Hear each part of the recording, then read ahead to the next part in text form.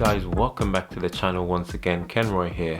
Now in today's video I'm going to be doing a DIY project which is long overdue, and that is to create our very own raised hoop bed. Now if you're new to the channel guys, please don't hesitate to hit that subscribe button. If you like gardening videos like these and DIY projects, I highly recommend that you click that little bell notification so that you can be notified as soon as we upload a new video. Now if you've been with us for a little while, you remember last year Sophia and I, we tried our best to grow some lovely green brassicas, you know, like cabbages and broccoli and so on, but unfortunately they were attacked by the white cabbage butterfly and they ended up getting eaten by caterpillars. And so this year I want to build a raised box with some netting in order to stop this from happening, and hopefully we can have a more successful year. Now this is the first time I've ever built anything like this, and I'm planning on making it as budget friendly as possible. So most of the things that I'm using in this video are things that I've salvaged either from the skip or that we had left over from our garden renovation a few years ago. Now the first things first is figuring out a place where to put this box. By the way, this was completely free. I actually got this box from work which was going to be thrown into the skip, and I thought I'd repurpose it and use it for a raised bed, and so this definitely saved us a lot of money on timber. Once I was happy with the location, I then went into my shed and got some old scrap pieces of wood. I basically made a frame which would sit directly on top of the box, allowing just a little bit to overhang in order for me to use it as a handle to raise the lid when the time is right. Like I said, this is the first time I've ever made anything like this, and everything is sort of done by eyeball. I simply measured and cut the pieces of wood to length before starting to attach them. Now if you're in a bit of a pickle and you don't actually have a set square in order to get a nice straight line, why not use the handle of your saw to butt up against the timber, draw your line, and then you can get cutting. Apart from the wood that I'll be using in this project, the only other things that we'll need are some hinges in order to allow us to lift the lid and lower it when the time is right, and also some netting. Now you can either use some netting, or if you actually prefer, you could use some plastic in order to make it more humid and to keep the heat in. But I know that throughout the summer it can get pretty hot, even here in the UK, and so I've opted to use the netting instead. Now unfortunately I misjudged the cuts and actually made the two side pieces a little bit shorter than they should be. However, this is all trial and error, and next time I'll definitely make sure I've got enough length. Now this is called a hoop box because we actually use pieces of plastic PVC in order to make some loops from front to back, and this will act as a support for your netting or your plastic further on in the build. One of the trickiest things is figuring out how best to actually attach them. Now I've seen people do so many different varieties, whether it's using rebarb or using some collars, but the method that I'm going to be using a little later on is actually drilling some holes into the wood before securing the pipes, but more about that later. So now that all the pieces are cut, it's time for me to fasten them with some screws. Now it's a good idea to use a drill bit in order to do some pilot holes. This will help to prevent your wood from splitting, and then with a couple of long screws in each corner you basically want to fix them together. Now it's important to use 2 screws, as this will not only make it stronger, but it will also stop the wood from spinning on its axis once you start using it. Now as I said before, you definitely want to have a little overhang at the front. This will help with actually lifting it, but something else that's actually really important is making sure that your hinges are positioned in the correct place at the back before you move forward. Now I must say that in terms of difficulty, this isn't a very complex project. However, it might be a good idea to have an extra pair of hands, especially when it comes to fitting all the pieces together.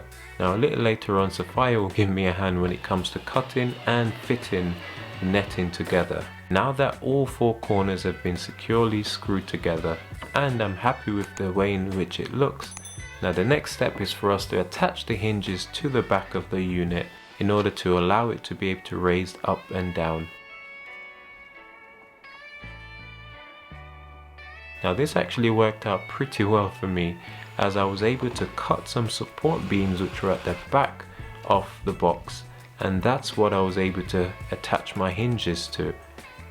Now obviously it all depends on what you've constructed, whether it's a raised bed or a box like this, but I definitely recommend that you do a dry run before you actually get this all put together to figure out where your hinges will actually go.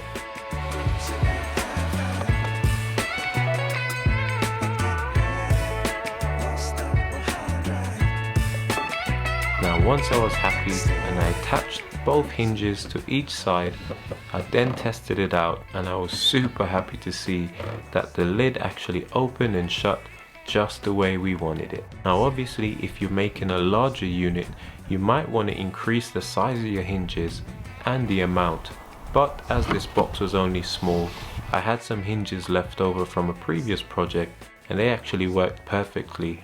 So now it's on to the next step. Now we mentioned earlier on about these hoops. Now believe it or not, we actually found these pieces of blue pipe in our garden years ago when we were renovating. In fact, we had to dig them up out of the ground because they actually carried electrical cables to the garden at some point. And I thought to myself, at some point we'll definitely be using these, and here we are. So first things first, I drilled one of the holes at the front using this really cool drill bit, which is great for drilling holes into timber. Now immediately I realized that the pipes that I had cut were way too long, and so I had to resize them in order to make it fit into a perfect arch from front to back. Then I simply repeated the same process by drilling the holes at the back before looping the pipes over into the hole. Now I could definitely benefit from some thicker timber, which would have given me more depth into pieces of timber for these pipes. However, what I've decided to do is to use some screws and actually screw through the front and the back in order to secure it onto the frame. Now as you can see here guys, these pipes won't be very effective by themselves as they'll be moving from side to side and they lack rigidity. Now the next step is to basically put a support beam going across each of these hoops. All you need to do is simply take the measurement from one hoop to the next, then cut yourself a nice strong piece of timber that will span the entire length of your actual raised bed from hoop to hoop. Now here you can see me actually attaching those screws to the hoops, securing them in place, and then finally we just punch the hole through the top of the hoop into the piece of wood, and then we attach them with screws. Now I definitely recommend that you put this piece of wood underneath as opposed to on top, because you don't want any splinters actually penetrating or damaging your covering later on. Now once that was in, I could definitely tell the difference with the symmetry and the rigidity. It was so much stronger, and more importantly our hinges are holding up nicely.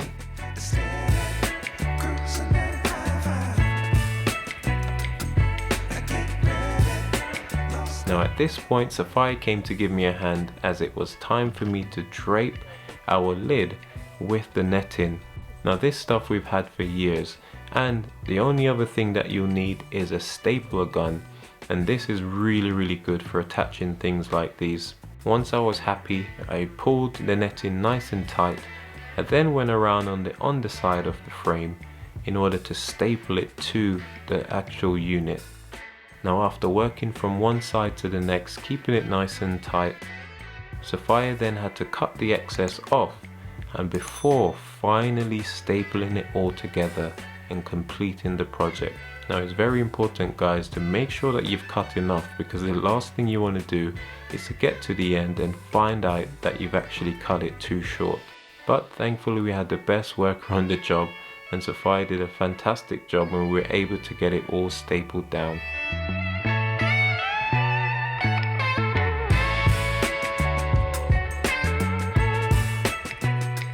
And there you have it guys, our first hoop box has finally been completed.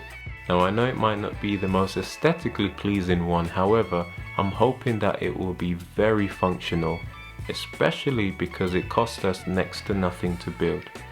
Now the next challenge is to actually fill this bad boy up with some nice rich organic soil. I've started the process by filling it with logs and old clippings from the garden, and then I'm going to be repurposing some old compost that we had last year before topping it off with some nice manure and some rich compost before we can then get our seedlings in.